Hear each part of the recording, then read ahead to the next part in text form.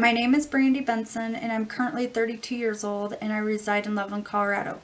I made this short film to share my life experiences and how I broke the cycle of poverty. I hope this film can bring you hope.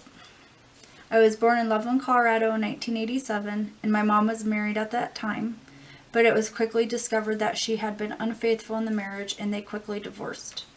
She began a relationship immediately with his cousin named Paul, and Paul was in our life for 4 years, the ages of 2 to 6 for me. Paul lived with us here in Colorado, and then we moved to Iowa with Paul in 1993. Paul had sexually assaulted me from the ages of 2 to 6, but my mom was blind to the abuse that I endured because she was experiencing domestic violence and she was a substance abuse user. My memories from that time in my life are pretty disgusting, scary, and raw. Thankfully, my mom was able to separate from Paul shortly after moving to Iowa, but then she began another relationship with a gentleman named John. John quickly became my stepdad. They got married when I was a first grader, and then they divorced when I was a fifth grader. At the start of their relationship, they were experiencing a healthy relationship, it seemed. Everything seemed fine. My stepdad had enrolled me and exposed me to positive activities such as softball, karate, and gymnastics. I was young at this time and still did not understand the red flags that existed at home.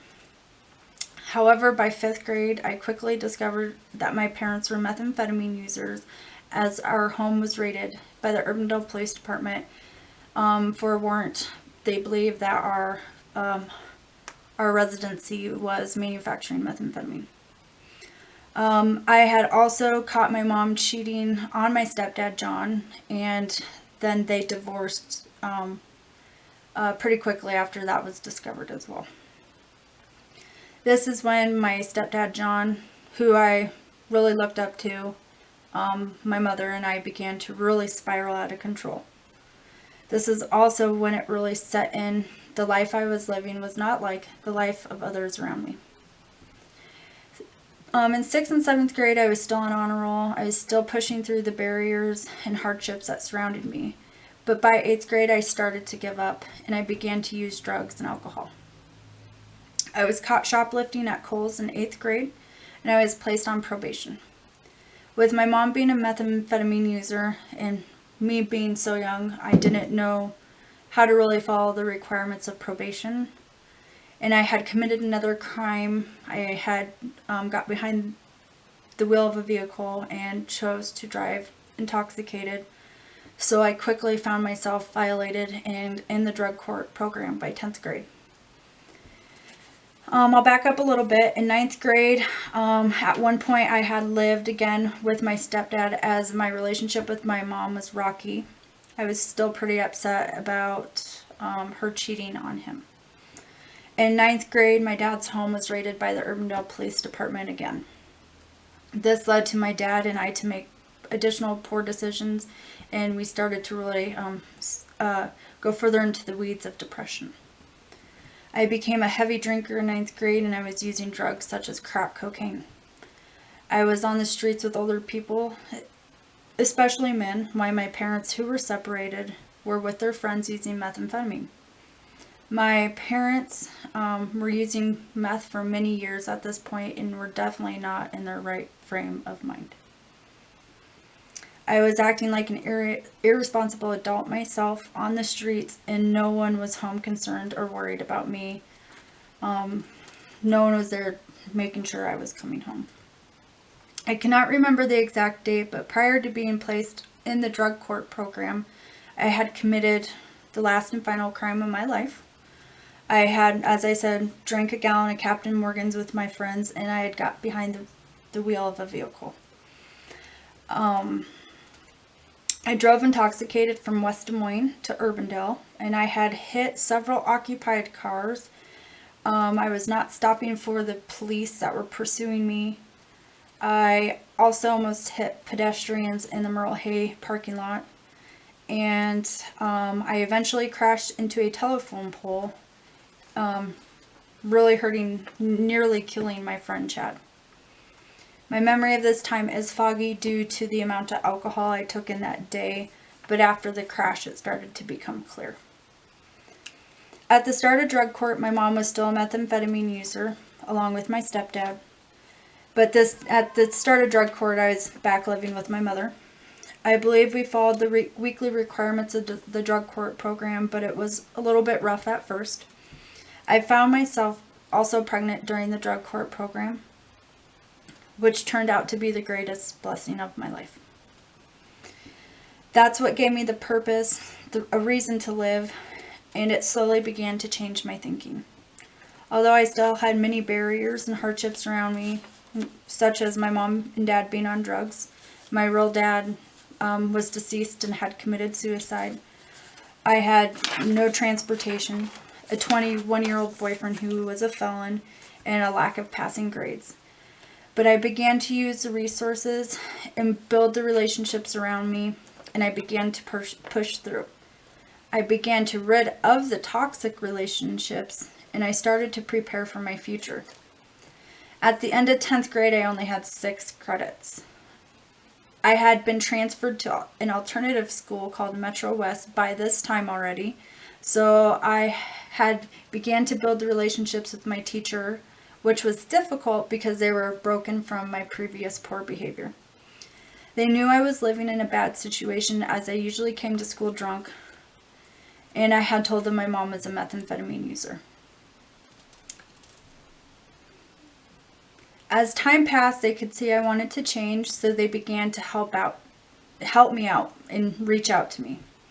They helped me by getting enrolled in a CNA class through Des Moines Public Schools and take me to and from the course each day. Metro West Learning Academy helped me enroll in a program that provided a free doula, which in my eyes became my second mother. Her name was Angie. She would spend several hours with me every week, where she focused on my pregnancy and my path of self-sufficiency.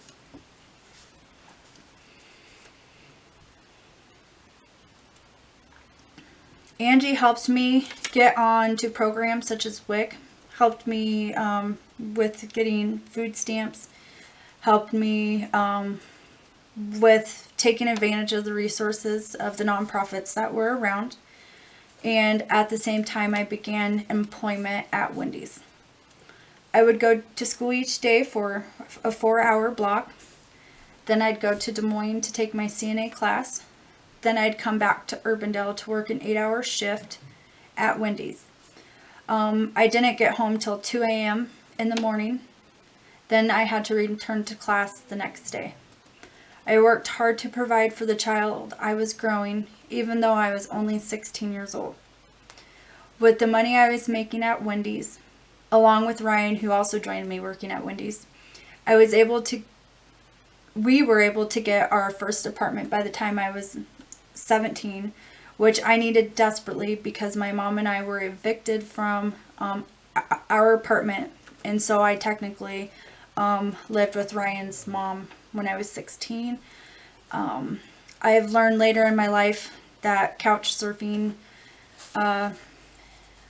when you are a student, via the McKinney-Vento definition, is homelessness. So I was experiencing housing instability at the age of 16, which was pretty tough.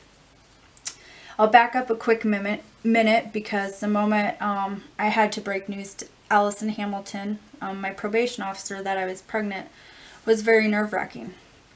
Not only was I pregnant, but I was pregnant by a felon whom I was not supposed to be around. He was 21 and I was 16. He was a felon, as I said, and he was also experiencing homelessness. Allison said that we had to tell Judge Foltz together, and Judge Foltz would determine my path from there.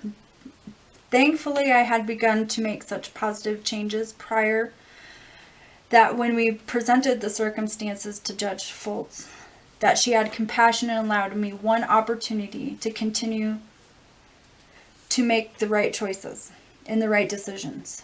With the judges and Allison's support of the situation, even though it was bad decisions that led me to this moment, I was able to continue cutting down barriers and hardships, and I became more and more successful as each day passed. By the end of 11th grade, I was actually able to graduate. I had my own apartment. Ryan and I had begun a healthy relationship as we had stopped using drugs and alcohol. And it really started to come together by the time Sawyer was born, June 7th, 2004. Ryan was working full-time. I was attending school currently at the time Sawyer was born. And I had a part-time job on the weekends. The apartment we got was near the Des Moines Public School, so I was able to transfer to Des Moines Public Schools before graduating. I was able to take the CNA class down there, get my last couple of credits I needed through Scavo, and Sawyer was able to use the daycare program provided by Scavo so I could continue my education. But with those resources in place, I was able to graduate at the end of 11th grade. Today, Ryan and I have been together for 16 years as of May 1st, 2003. Sawyer is now 15 years old.